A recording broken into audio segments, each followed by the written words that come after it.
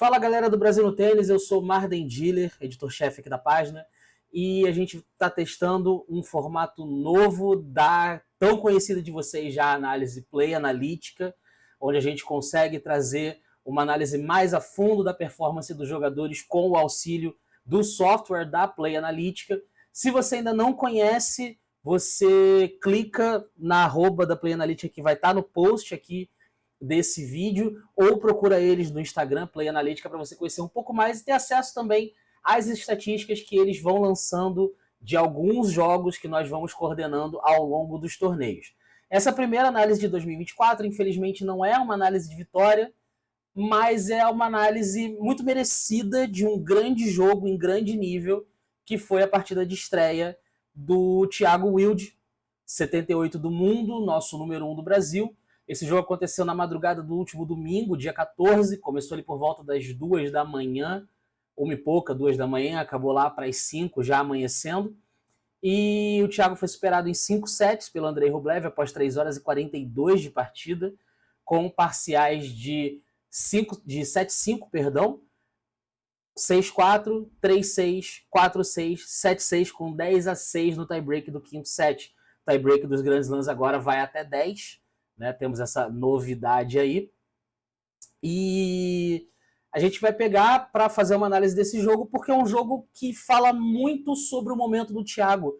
Não só o placar, não só questões numéricas, mas também uma questão de postura, né? Então, a primeira coisa que a gente analisa aqui é que a quadradura nunca foi o melhor piso do Thiago, né? Apesar dele ter sido campeão do US Open em 2018, 2019 ele começa com o seu ano a todo vapor ali já na carreira profissional. 2020 ele conquista seu primeiro ATP no ATP 250 de Santiago, no Chile.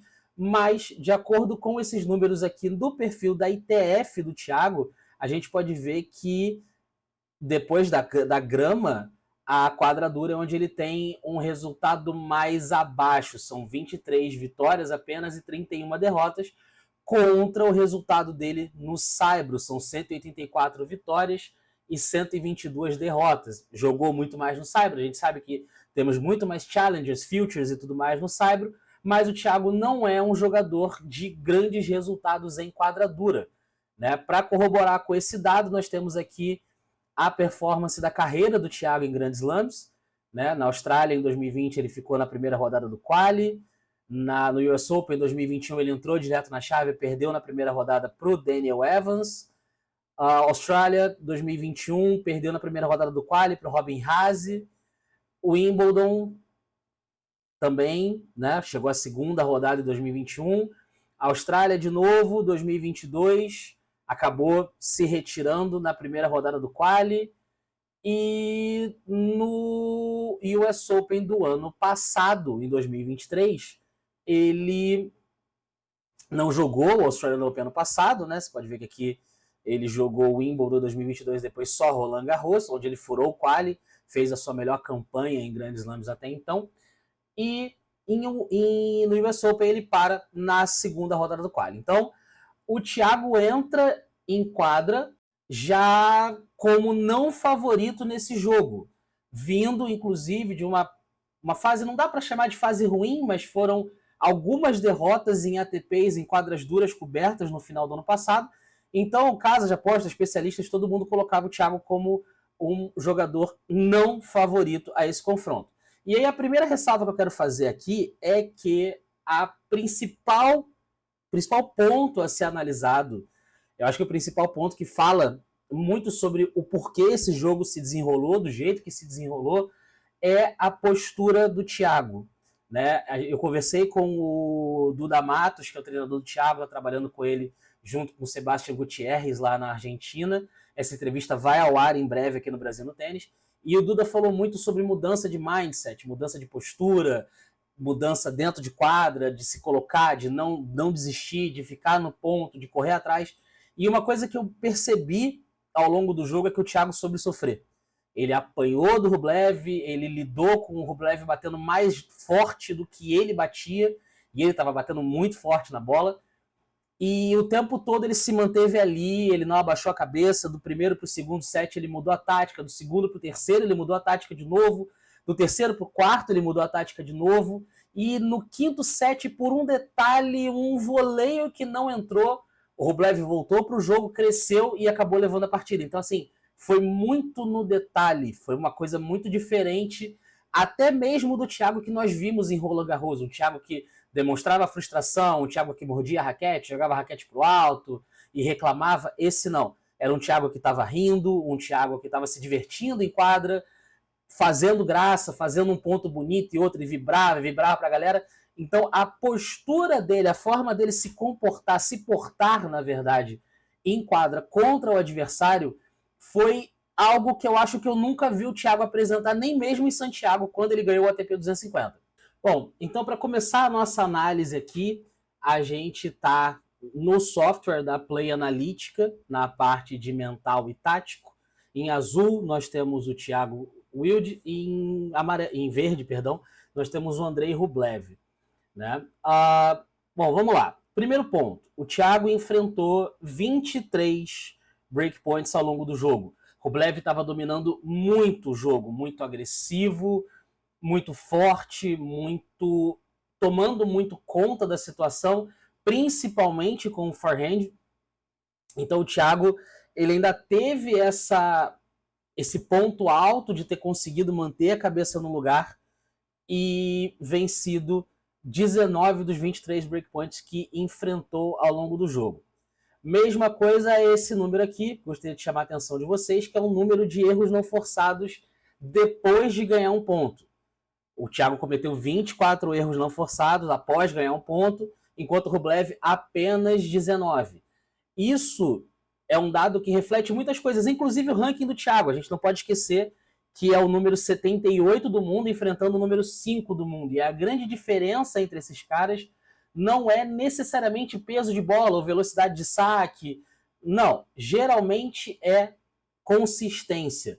E os 24 a 19, uma diferença de 5 pontos, né? São 5 erros após ganhar um ponto, ela pode indicar sim a razão pela qual o Thiago ainda é 78 e está, né, nessa subida de ranking dele. Em contrapartida, o Thiago cometeu apenas 3 erros não forçados em breakpoints, o que indica uma certa fortaleza mental por parte dele, que é breakpoint é o momento em que o tenista está mais pressionado. O Thiago ainda salvou 4 match points no quinto set, os 4 sacando no segundo saque, um deles, inclusive, com um saque a 192 km por hora. Então, né, ao longo do jogo, ele mostrou essa diferenciação mental que ele está tendo agora, realmente mais sólido. E, em contrapartida a esse número de 24 a 19, nós temos esse número aqui, o winners após perder um ponto, que é aquele momento em que o atleta perde um ponto, se recompõe, cresce no ponto seguinte para tentar buscar, né? E aí o Thiago fez 26 winners após perder um ponto, ou seja, após perder um ponto, em 26 vezes ele marcou um ponto em seguida, enquanto o Rublev fez 29, o que mostra que mentalmente eles poderiam estar, pelo menos nesses momentos, eles poderiam estar muito equiparados. Uma outra questão são os winners em breakpoint. Se o Thiago cometeu apenas 3 erros não forçados em breakpoints, tanto que ele enfrentou, quanto, né, os breakpoints que ele teve à disposição, em contrapartida ele marcou 10 winners, então ele não se sentiu acuado. E desses 10 winners, se não me falha a memória, porque agora bateu um branco da questão dos highlights, mas desses 10, 4 foram os 4 match points que ele enfrentou, porque foram 4 breakpoints que ele enfrentou no quinto set. Então, assim, pontos de pressão muito grandes nesse momento do jogo do Thiago. Um outro dado interessante de se analisar é o dado do saque. O Thiago, tanto o Thiago quanto o Rublev, eles confirmaram o serviço após uma quebra, após sofrer uma quebra, em 100% das vezes.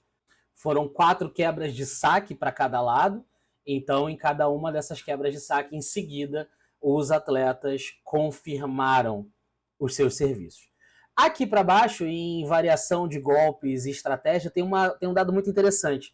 O Thiago, ele variou muito o jogo inteiro.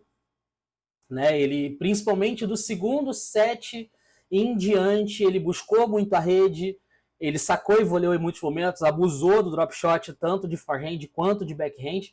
E o Rublev aplicou um drop shot o jogo inteiro, obviamente foi efetivo, né? Porque o Rublev, quase tudo que ele fez nesse jogo foi muito bem feito.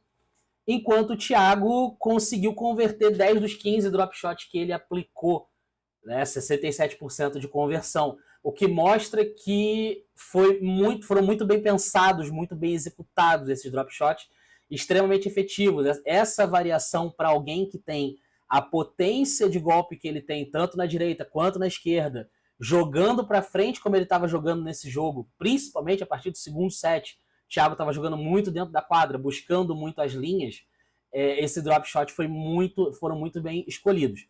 Como eu falei, na questão do saque e voleio, ele sacou e voleou em 8 ocasiões, converteu 6 também, o que mostra que sacou muito forte, sacou grande parte do tempo acima de 200 km por hora no primeiro serviço. Foi uma ótima convergência. E também a aparição dele na rede, 22 de 34 pontos, que teve muito perto, falando em termos de porcentagem, do que fez o Rublev, um especialista em quadras duras, um jogador que o jogo se encaixa muito bem na quadra dura, na quadra rápida. Né? Foram 35 e 53, 66% para o Rublev, 22 e 34, 65% para o Thiago. Né? Então nós podemos ver números muito equilibrados aqui, que se você assistir o jogo, você entende o porquê que o jogo foi até o quinto set. Se não, por essa numeração você já entende o que aconteceu de diferente ali em relação a outras performances do Thiago, inclusive se a gente puder colocar na United Cup contra a Espanha, que ele perdeu algumas oportunidades ali no jogo de simples. Então aqui essas oportunidades não foram perdidas, muito pelo contrário, elas foram totalmente aproveitadas. Né? E curiosamente falando, das 34 vezes que o Thiago foi para a rede, das 12, uma delas foi justamente o ponto que daria a ele 7-4, se não me falha a memória, no quinto set do tie-break. Passando para esse nosso próximo gráfico aqui, que é um gráfico que, para mim, ele é muito interessante, principalmente para explicar um pouco como o jogo se desenvolveu. Nós podemos ver que aqui nessas bolinhas brancas, né, do lado direito o Rublev, do lado esquerdo o Thiago, nós podemos ver o posicionamento dos golpes de backhand, de forehand, perdão, de cada um dos jogadores. E aqui nesse caso nós vemos que os dois se posicionaram muito para a direita para bater o forehand, como é esperado. Foram poucas as vezes. O Rublev dominou um pouco mais de meio, o forehand é o golpe mais forte dele, principalmente quando ele está com uma base muito boa. Ele vai para cima com tudo. Então, o Rublev dominou um pouco mais o meio, enquanto o Thiago buscou um pouco mais ali o lado direito, meio direito da quadra. E aqui, seguindo a legenda, as bolinhas verdes são os winners, que foram marcados por cada jogador. Os erros não forçados são as bolinhas rosas, né? Então, onde a bola quicou nos erros não forçados, você vê que o Thiago, nos erros não forçados, ao longo da partida, ele acabou jogando algumas na rede, a grande maioria na rede, e outras poucas para o lado, mas a grande maioria saiu na profundidade. Os erros forçados foram 39 do Thiago, né? Então são essas bolas laranjas aqui, a grande maioria também na rede, e algumas para o lado e para fora. E em play são as bolas amarelas. O que são as bolas em play? São as bolas que eles trocaram ao longo do jogo. E aí você percebe que 37%, como está colocado aqui na legenda, em 37% do tempo o Thiago buscou o backhand do Rublev, enquanto o Rublev também fez isso muito forte. Só que a diferença vem aqui embaixo. O Thiago teve uma performance com o backhand muito mais incômoda, porque ele convergiu muito mais pro backhand do Rublev, enquanto o Rublev ficou mais dividido ali entre forehand e backhand do Thiago. Né? Então, nesses pontos, se vocês observarem aqui esses winners aqui, isso aqui tudo é uma característica que o Thiago adotou do terceiro set em diante. Inclusive, tem alguns gráficos mais para baixo que mostram o quanto que ele buscou as bolas na paralela do terceiro set em diante, principalmente de backhand. Né? Como mostra aqui o heatmap, a concentração do forehand do Thiago foi muito em direção ao backhand do Rublev. O Rublev, com o seu forehand, distribuiu mais, como eu havia falado anteriormente. E o Thiago, com o seu backhand, ele não ficou só focado no backhand do Rublev. Ele buscou, em alguns momentos também, atacar o forehand para tentar desestabilizar e aí buscar a definição de alguma outra forma. Por fim, nos gráficos de winners, e aqui isso contempla tanto backhand quanto forehand, a gente pode ver que o Thiago, ele, apesar de ter tido um equilíbrio muito grande entre buscar cruzada, paralela, inside out, basicamente fugindo da esquerda para atacar de direita no backhand, no revés do adversário, assim como o Rublev também fez, a gente pode observar pelos gráficos que o Thiago, ele buscou, ele conseguiu muito mais assim fazer coisas do meio sempre para os lados, enquanto o Rublev buscou umas jogadas mais paralelas, assim, tanto que alguns winners do Rublev foram puxados assim até mesmo para o meio da quadra.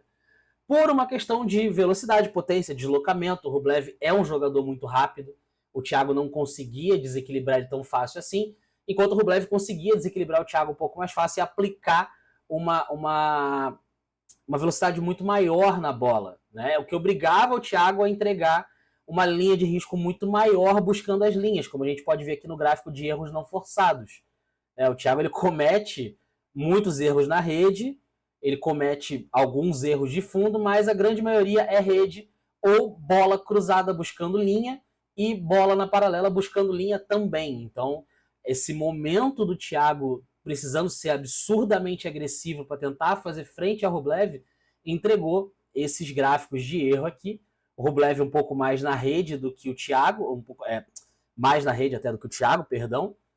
Aqui essa parte aqui ficou bem clarinha, ele errou muito na rede, que é um indício de que foram alguns momentos em que sabe-se lá o que passou na cabeça dele, mas a bola acabou ficando na rede. E aqui, por fim, o total percorrido de cada jogador. O Thiago, ele levou uma leve vantagem assim de 11 pontos em pontos que precisou se correr entre 51 e 100 metros, então mais um indício de que o cara está bem fisicamente, né? Conseguiu lidar bem com essa maratona, correu um total de 5 km 168 metros contra 4,5 km mais ou menos do Rublev.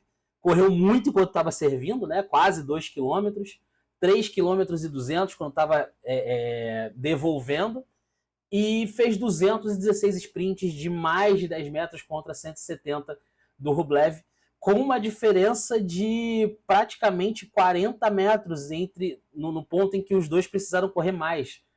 O ponto que o Thiago precisou correr mais foi 107 metros, então todos os pontos acima de 101 ele venceu, foram só 2, mas venceu. Então toda essa salada de frutas, de dados, é um indício de que não só o Thiago foi muito bem nesse jogo e mostrou que seu jogo já está preparado para a quadradura, que pode ser que 2024 seja um bom ano para ele na quadradura, mas acima de tudo mostra que o Thiago está pronto para as adversidades, porque esse jogo foi um jogo em que ele enfrentou adversidades de ponta a ponta, né? Então vamos aguardar, 2024 pode ser um grande ano para ele, que fez terceira rodada em Roland Garros ano passado, 74º posto da ATP, jogando muito bem no saibro, e agora fez essa boa apresentação na quadradura. A ver o que o ano reserva para Thiago Wilde.